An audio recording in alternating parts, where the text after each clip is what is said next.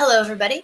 We are back for our other history lesson. This is part 2 of Voting Rights, the Real Deal. So if you haven't watched the women's rights, women's suffrage video yet, I would go do that first because I'm going to skip over some stuff that we already talked about in there. So in our last history lesson, we talked about how women worked really hard for hundreds of years to get the right to vote. And when they officially were given the right to vote in the United States, it still didn't really mean that everyone could actually vote because there was all sorts of extra stuff going on. So we're going to start our story way back in 1776 when the Declaration of Independence happened and our country started. And we're going to talk about how voting rights have evolved since then. So we're going to start at right here, 1776. In 1776, the only people who could vote were men who were over 21, were white, and owned property.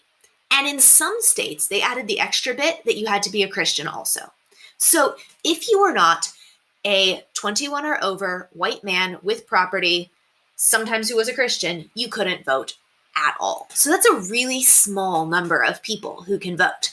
Let's make ourselves a little drawing of that. So you've got to be a man. We're going to use our stereotypical ridiculous people drawings for this just because it's the easiest way to explain. You have to be 21 or older. You have to own property. I'm going to draw a house for that. And you have to be white. Let's just write white. That means that a whole lot of people in this country were not allowed to vote for a while. Up here we have a little timeline, just in case you're struggling to read it. 1776 is here. Way up here is 2020. So the places that are marked are every 100 years. We have 100 years from here to here, 100 years to here, and 100 years to present day. So let's move on forward. When we got to the year 1868, something finally changed. Almost 100 years where only white men who were 21 and over and owned property were allowed to vote. But in 1868, the 14th Amendment was passed. And in 1870, so right after that, there was the 15th Amendment. Now, amendments are the special things that happen when, as a group of people, the United States votes to change the Constitution, to add something to it. So an amendment is kind of a big deal. It's more important than a law. It's a big, big thing. So the 14th Amendment said that all men who were born or naturalized, which means moved and had lived here for a while, in the United States could vote. So let's change our little picture here. Still have to be a man. You still have to be 21 and over. And they said that you didn't have to be white. So stay tuned because that's not really how it worked. But in theory, all you had to be was a man and be old enough. That's awesome. That includes part of the population. It still leaves a lot of people out. The 15th Amendment, this little extra bit that we added here down on the bottom, said that you couldn't exclude people. You couldn't leave people out because of their race. No racial exclusion. However, that's not really how it went down. So in this light blue, we're going to write all of the things that were not laws, but were actually what happened, what really went on in people's lives during this time. So anybody who was in our class 3 years ago, the year that we were still in the yellow building, if you were in upper elementary during that time, we read the book Stella by Starlight. If you think that you might be interested in a book about this time period and voting rights and all sorts of things, it's a really interesting historical fiction, and I would suggest you go check it out. It's Stella by Starlight, and I'll leave a note in the comments. If you are younger, if you're not in upper elementary right now, You might enjoy the book, but it's a little bit scary. So maybe check in with a parent and ask them to read it first and make sure that it's not going to bother you because it's got some scary stuff in it. It's real stuff, but scary stuff. So bringing it back, the 15th Amendment said you can't make people not be able to vote because of their race. But in the southern states, the states that had recently just lost the Civil War and been told that they weren't allowed to have slaves anymore, a whole lot of racial exclusion still happened. The amendment said they weren't allowed to do it, but they found all these tricky ways to still do it. So tricky way number one that people were kept from being able to vote was this thing called a poll tax. The polls is the name for the place where you go to do your voting. In our state, we vote by the mail. But in most states, you go to a place and you stand in line and they give you the little paper and you vote while you're there. And that's how it was back in the day in the 1800s as well. So the poll tax meant that when you wanted to vote, you had to walk up and pay money to be allowed to vote.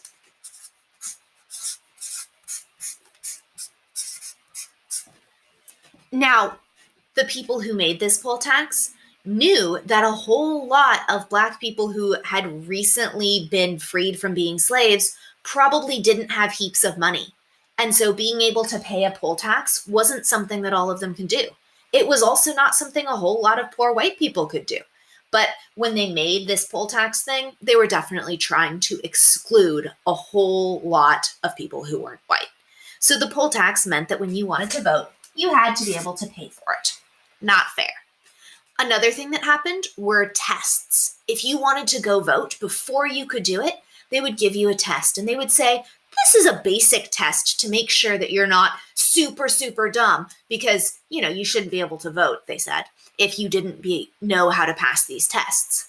But they weren't fair tests. They were tricky tests. Like if I say, what's a pirate's favorite letter? And you say, R, and I say, no, 'tis I. Or you say I, and I say, no, 'tis C. They were tests that, for a lot of the time, there were no right answers. They were tricky and basically impossible. I downloaded and took one myself. Couldn't do it. Could not pass, would not have been allowed to vote because the tests were tricky and designed to make you fail. So, tests. In the book Stella By Starlight, when her parents, don't worry, I'm not spoiling anything, went to go try and vote, they had to take the test. And they had to pay money, first of all, and then take the test. And the person who was in charge of giving the test let a bunch of white guys just walk in and not take the test and still be able to vote. But Stella's parents were not allowed to do that, or Stella's dad was not allowed to do that. And that was pretty realistic at the time. All of these things were tricks so that if you lived in a place where they only wanted white men to be able to vote, then they would make you pay money and take the tests. And sometimes do what's called intimidation. That's the word I'm going to write down. Intimidation means being a giant bully and trying to scare someone into not doing something. So big, scary people would go stand in front of the polling places where you were supposed to be able to vote and just stand there and stare at y'all creepy-like to make sure that you understood we might beat you up later if you vote, which is pretty scary. You might not be willing to vote, even if it felt important to you, if you knew that scary people might beat you up later if you did it.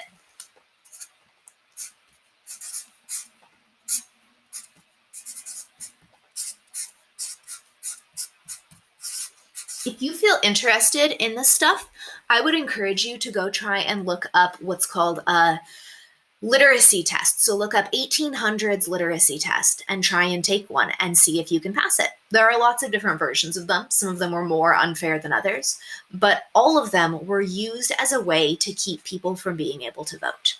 So, P.S., Native Americans aren't included in this. Native Americans still can't vote. So let's make it up. I'm going to write Indians because remember we had that conversation lately about how turns out a larger percentage of Native people in our country prefer to be called Indians, at least from the most recent survey. So even though I grew up saying Native Americans, I'm working on saying Indians. That's what I'm going to write.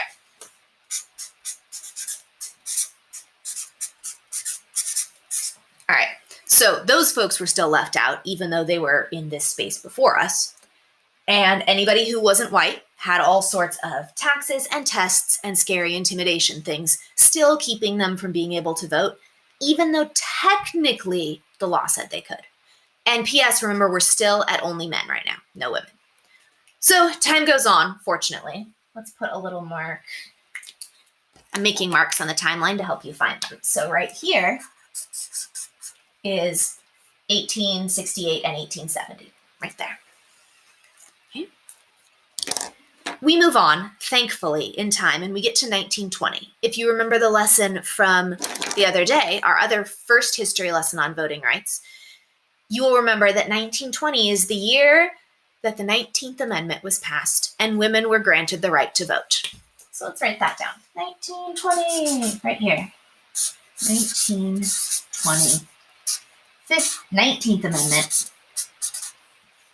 And now women can vote. So in theory, women and men can vote. You still have to be 21 and over. And when did they let Native Americans vote? Oh, still not yet. Still can't be a Native American. Still can't be an Indian. No. Indians. This is 100 years ago. 100 years ago is when, in theory, all men and women who were born or who had lived in this country for a while and who were 21 years old could vote. But that's still not what actually happened. The poll taxes were still happening. The ridiculous tests were still happening. The intimidation was still happening.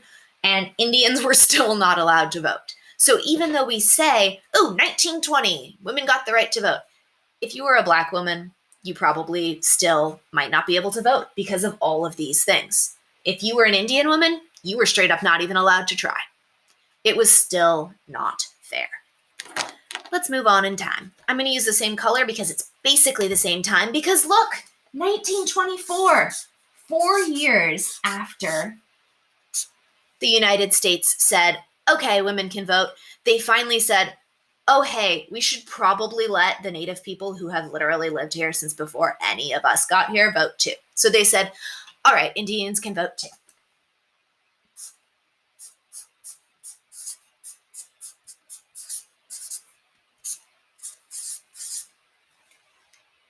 Still, all of this going on, though. Oh, I hope we have enough room. There's a lot of interesting things still. All right, we need a color we haven't used yet. Let's use orange. We're going to go forward to the 1960s. The 1960s is when all of that civil rights stuff was going on, when there were, like when Rosa Parks rode on the bus and when Martin Luther King was giving speeches and all of the things where the Black community was saying, hey guys, I know you said that we're not slaves anymore, but you're still treating us in ways that are super not cool, like having stores that people couldn't go into unless they were white and all sorts of other ridiculous things. And so in 1964, the Civil Rights Act was passed. And that said, everyone, literally everyone who is over 21 can vote. You have to let them. In theory, they were already supposed to be able to. But in 1964, they passed the Civil Rights Act, which basically said, no, seriously, like you have to. You can't say you're going to and then not let them. You have to let everyone vote. Everyone should get to vote. I don't care what their skin looks like. You have to let them vote. That was the Civil Rights Act. It was lots of other things too, but we're talking about voting right now. 1964. 1964 is around in here.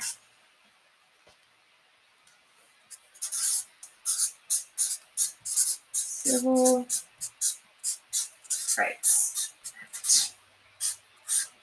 Slowly after that, in the next couple years right after there, more rules were passed that said, you can't have polling taxes anymore. That's not cool.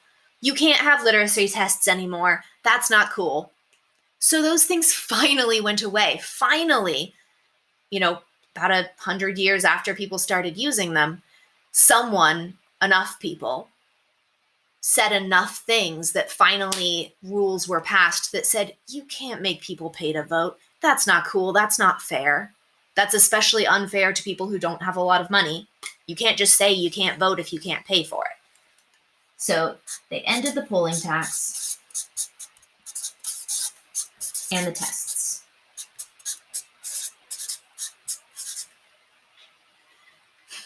I'm concerned that we might run out of space. That's okay. As time went on, things have started to get a little bit better. So in the 1970s, some laws were passed that said that you had to make it so people who couldn't completely speak English perfectly could still be able to vote. So the ballots had to be printed in languages other people could read.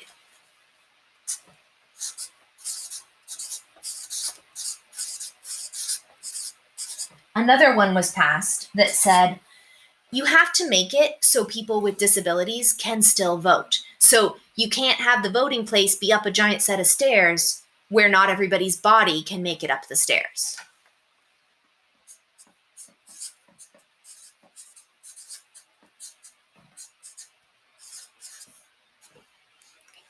And these things all started to make it a little bit more fair. Bear with me here.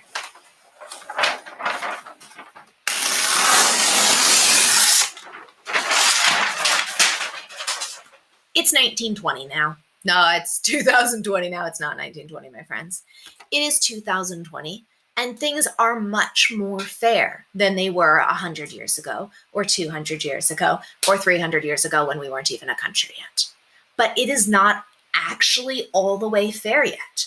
Things are still happening that stop people from being able to vote, which I think is a little messed up. But I'd like to talk to you a teeny bit about that before we end our lesson, because someday you're going to be looking back, and instead of 2020 being the end of the timeline, 2020 is going to be pushed all back in there, and you're going to be seeing new things that have happened in your lifetime, and hopefully my lifetime too. So right now, in 2020, some people still can't vote because polling areas in their towns are closed. So remember that in most states, you have to go stand in a line at a place to actually be able to fill out your little voter's packet. And a polling station is the name of the place where you go vote. So imagine you live in a town and you don't have a car. You use a bus to get around because that works okay in your town and you can't really afford a car. What if your town doesn't have a polling station? You have to get to another town to be able to vote. That stops some people from being able to vote. So, polling stations closed. Now, what's really not cool is that more often than not, those polling stations that get closed extra are still polling stations in areas that are full of mostly people who have less money, and more often than not, people who aren't white. So things are still happening to make it so rich white people get to do more of the voting, and that's pretty lame. Plus, if you live in a town and your polling station closes, but you have plenty of money, you probably have a car and can just drive to the other polling station. That's one thing that's still happening. Another thing that is still happening is having only a small amount of hours where you can do the voting. So this arrow means like small or decreased or less. I'm going to say decreased. Decreased voting hours.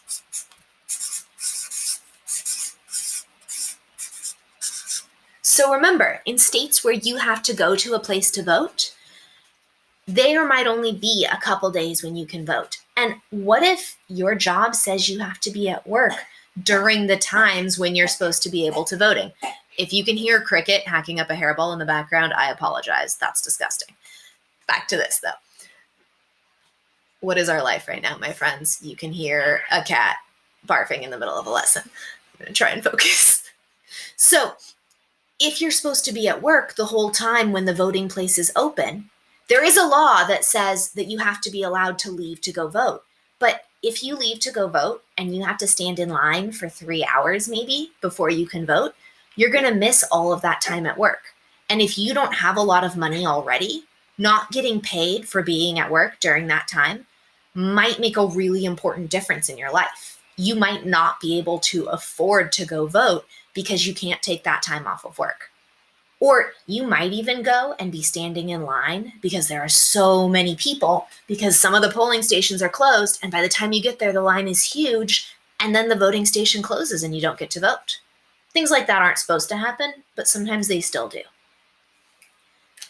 There's one more thing I've been reading about that is happening around right now, is that there are certain types of ID that you have to have in certain states to be able to vote. So like, I have a driver's license, but sometimes if you're a student, like if you're in college and you don't drive yet, you might have a student ID. And there are some places where that type of ID isn't good enough for voting.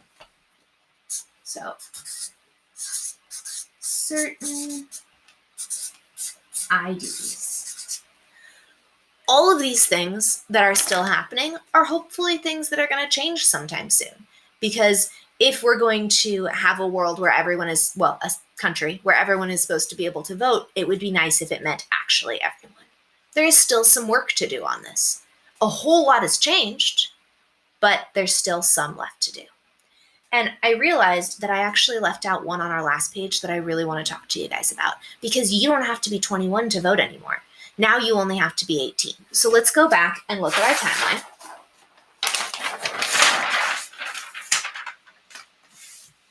And we're going to add one more thing.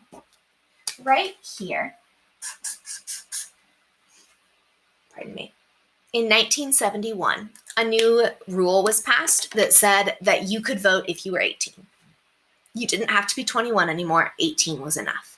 And part of the reason that so many young people who were older than 18 but younger than 21, fought to make that a rule was that during the time that this was all happening, there was a war. The Vietnam War was happening.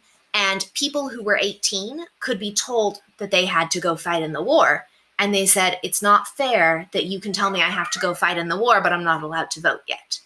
And there was enough protesting and enough people agreed with that they made a new rule. So now in our country, the rule is that if you are a person who was born here or who has lived here for a long enough time to get counted as naturalized, and you are 18 or over, you can vote. It doesn't matter what color your skin is. It doesn't matter if you own property or not. But in reality, some people still have a really hard time being able to vote. So that's voting. When you are 18, go vote. It's how you get to be in charge of making some things change. For now, go ahead and figure out how you want to follow up on this. Maybe you want to make a timeline of your own. Maybe you found one of these parts extra interesting. Maybe you want to find that book, Stella by Starlight, and read it. Maybe you want to research one of the tests and see if you could pass them. Maybe you want to learn about the Civil Rights Act and all of the things that it involved besides just voting rights. Maybe you're interested in the Vietnam War and you want to learn about all of the protests that people did to be allowed to vote when they were only 18 years old. It's up to you. Figure out what you want to do, carry on with your life, and thank you for joining me. Bye.